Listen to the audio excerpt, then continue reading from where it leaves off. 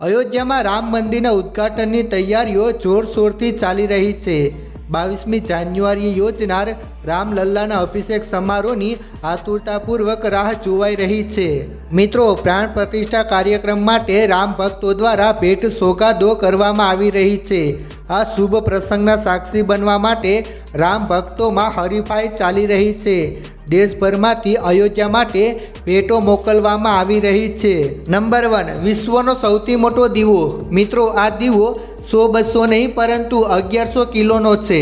પંચમુખી એટલે કે 5 મુખવાળો આ દીવો પિત્તળ અને અન્ય ઘણી ધાતુઓનું મિશ્રણ કરીને બનાવવામાં આવ્યો છે, જેમાં લગભગ 501 કિલો ઘી સાથે 15 કિલો રૂની વાટ પ્રગટાવવામાં આવશે।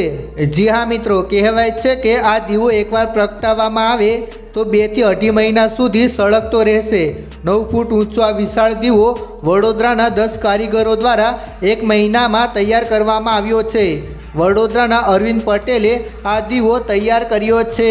નંબર 2, અમદાવાદમાં મહાકાય નગારું બનાવવામાં આવ્યું છે, જે રામ મંદિરની શોભા વધારશે। આ નગારાની વિશેષતા અંગે વાત કરીએ તો આ નગારું 500 કિલોનું છે।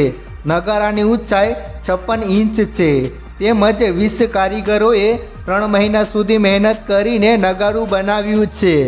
મિત્રો, કહેવાય છે કે આ નગારું બનાવવામાં 8 લાખનો ખર્ચ થયો છે। આ ખાસ નગારું 14મી જાન્યુઆરીએ અયોધ્યા પહોંચશે। આ સાથે જ રસ્તામાં આવતા અનેક ગામોમાં આ નગારાના દર્શન કરવામાં આવશે અને ત્યારબાદ અયોધ્યા લઈ જવામાં આવશે।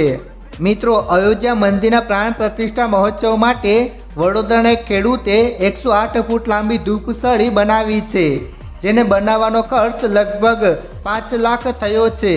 રાજકોટના વીરપુરમાં આવેલા પ્રસિદ્ધ જલારામ બાપા મંદિર તરફથી લોકસેવામાં મહત્વની જાહેરાત કરાઈ છે।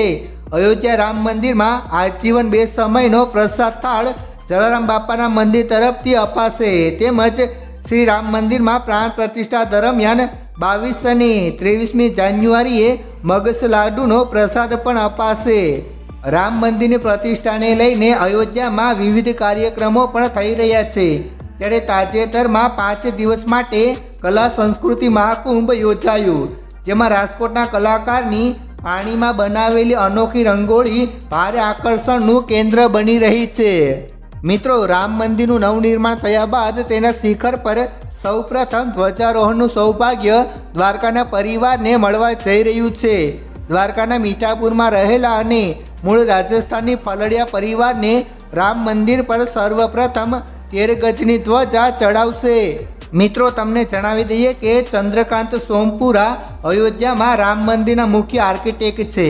તેમના દાદા પ્રભાશંકર નગર શૈલીના મંદિરોના અગ્રણી ડિઝાઇનરોમાંથી એક હતા, જેમણે આધુનિક સોમનાથ મંદિરની રચના અને નિર્માણ કર્યું હતું। મિત્રો, ભગવાન શ્રી રામના દર્શન ક્યારે કરી શકીશું? મિત્રો, માહિતી મળી રહી છે કે રામ મંદિરનું નિર્માણ કાર્ય ખૂબ જ ઝડપથી ચાલી રહ્યું છે। પ્રથમ માળ લગભગ તૈયાર છે।